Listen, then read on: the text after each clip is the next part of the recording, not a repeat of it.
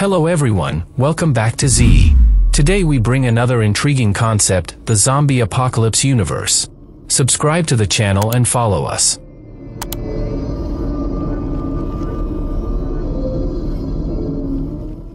The Walking Dead universe, comprised of graphic novels and television programs, is one of my guilty pleasures in entertainment. I say this because, although I find the entire concept creepy, the genre rarely explains how a zombie is created and bears little resemblance to the origins of the concept in Haitian and to a lesser extent Central African folklore, which in Haiti tended to invoke magic to reanimate a corpse. Pathogens, parasites, radiation, and other such substances have been used in attempts to lend undead a scientific element. There is no comparable work of serious science fiction. Or the authors simply do not address the issue at all, leaving the undead without explanation. However, none of these are particularly satisfying in the sense that there is no scientific basis for the creation of zombies, at least as they are depicted, especially the popular decaying zombies from The Walking Dead. However, I would propose a possibility, albeit one that is extremely unlikely. This is the use of molecular nanotechnology. There is fertile ground here because it is possible to rewire cells and neurons and maintain cells without the normal biological means to do so. That would not, however, explain the decay, as it would likely be the opposite for mechanical purposes, but it's a start, and it does resemble some related futurist and sci-fi concepts. Some rather unsettling concepts. These are spooky notions, such as politicians or extraterrestrial civilizations conspiring to rewire the minds of all humans to think identically without the population ever being aware of the alteration. This transcends the works of Aldous Huxley and George Orwell. Here, there is no need to alter the narrative or rewrite history. You simply use nanotechnology to reprogram everyone's minds to believe whatever you want, and no one is the wiser. In this case, propaganda and slogans are no longer necessary because they have been rendered obsolete by direct human programming. One way to consider this is through nature. Magnificent as they are, polar bears will and do attack humans if the appropriate stimuli are present, such as a need to feed or another factor that may not be apparent to humans. They behave as they do because evolution and nature require it. That is not to say that indifferent or friendly polar bears do not exist, but it is best to avoid polar bears in the wild. Let them be, protect their populations, but it's not a good idea to approach one unless you're a specialist, lest you encounter one of the most formidable predators living in an environment adapted for the harshest conditions. Moreover, they are intelligent predators. Bears have large brains and appear to be technically adept in some ways, as they can figure out how to unscrew a jar and get at its contents. In the case of the American black bear and probably others, they can often ignore wildlife cameras and go about their business, but occasionally they become curious, resulting in wildlife cameras capturing bears attempting to figure out this strange new thing in their environment. Bear photographs are sometimes referred to as such. However, for bears and the majority of other animals, nature prevails, and they must consume. In reality, however, we are not all that dissimilar. What would happen if a nanotechnological control replaced instinct in this situation? Here, nanotechnology would literally alter your thought processes, as nature does, without you knowing why or if it even occurred. Scary stuff, but fortunately we are nowhere near this level of technological advancement at the present time. However, it may become a problem in the future. It becomes technological lunacy as opposed to temporary insanity. Orwell with 1984 and Huxley with Brave New World may have underestimated what was possible in such scenarios, an example of fiction being more mild than reality.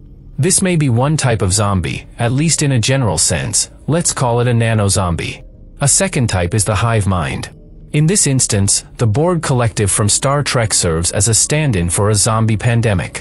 One consciousness dictates everything, but collectively. The individual was unimportant, the whole was what mattered, and the individual was merely a drone. Obviously, this is plausible. Such a collective could be comprised of a fusion of biology and technology performing functions while the mind resides in a virtual reality sanctuary. When the Borg introduced a monarch, the Borg Queen, to bring order to the pandemonium, they veered somewhat off course. This is essentially a dictatorship within a hive mind, rendering it no longer a hive mind. It was much spookier when they were a unified hive mind culture assembling and irreparably altering civilizations to become one with them. Yes, you can do fascinating things with this concept in science fiction, but if you overuse it, you paint yourself into a corner by ultimately telling everyone how the sausage is made. It is always preferable to create new mysterious adversaries as opposed to expanding canon based on old foes that are best left unknown. However, the board provide a related phenomenon to zombies, that of a technological cyborg zombie that also heavily utilizes nanotechnology, albeit in a slightly different manner. Instead of flying through the air, these nanobots were injected during assimilation. But there are other methods to accomplish this, both in deep space and in a planet's atmosphere, that do not involve injection. Some viruses, for instance, are bloodborne, but others are airborne or can be transmitted through contact with a contaminated surface. But to return to polar bears and humans compelled by hunger to take actions they would not normally take. We inhabit a universe that is still in its infancy, with the overwhelming majority of its existence still ahead of it rather than behind it. This introduces a third type of undead, but it is perhaps the most plausible, and it may become universal or nearly so at some point. Here is where things become eerie. The universe has a very lengthy lifespan, but it is not infinite. And since it is expanding, the average distances between galaxies will increase. During this time, the Milky Way will age, star formation will cease, and it will settle into something resembling a large elliptical galaxy after merging with Andromeda. Then it will become redder, in the sense that shorter-lived stars will cease to exist, leaving only red dwarfs as active stars. The remainder will consist of cinders and black voids. In this aged universe, however, time also exists. According to what we know about Earth, it took a very long time for life to evolve beyond its microbial stage. Existence on this planet began as soon as it was possible, but then stagnated for 1.5 billion years in its most primitive form. The transition from prokaryotes to eukaryotes is referred to as the prokaryotic to eukaryotic leap. We do know, however, that it may not have been the great filter that some had previously hypothesized, but rather a product of symbiosis. This suggests that Earth may have been a latecomer to this game, and it may have occurred even more rapidly on other worlds.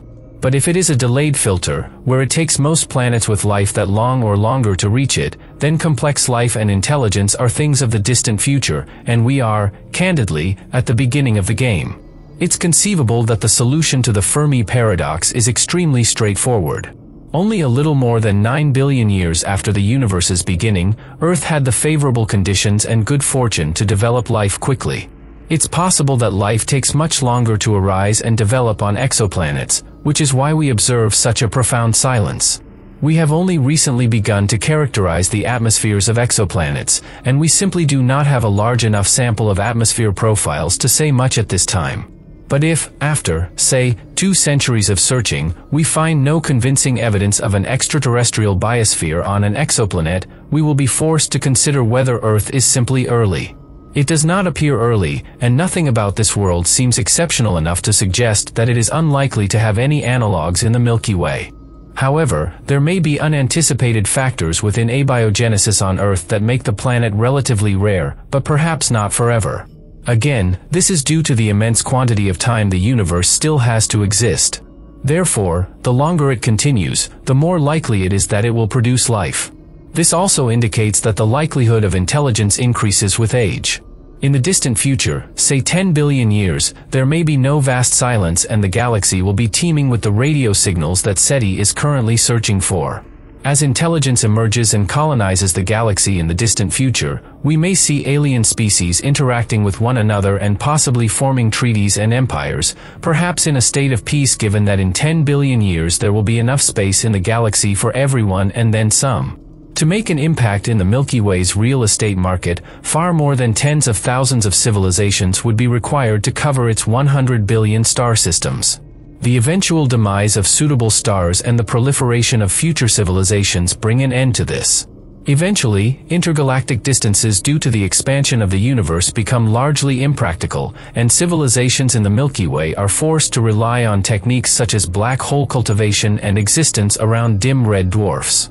And this is where the zombies come in, zombie civilizations that traverse the Milky Way in search of all the residual resources to prolong their own existence.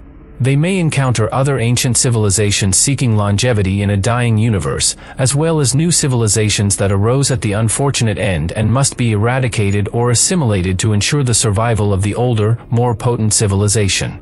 However, all is not lost. The alien species of the distant future will seek to coexist and collaborate until it is time to turn off the lights and close the door on life in the universe. I ponder where humanity will be in those days, trillions of years in the future.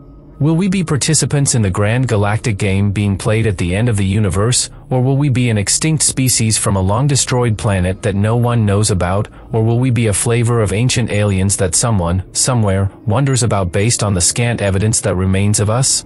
In our circumstance, we will never know. Thanks for watching, everyone. How did you find the content? Is there anything you'd like to add? Tell us in the comments and subscribe to our channel for regular, in-depth explorations of the fascinating, strange and unknown aspects of the universe in which we reside.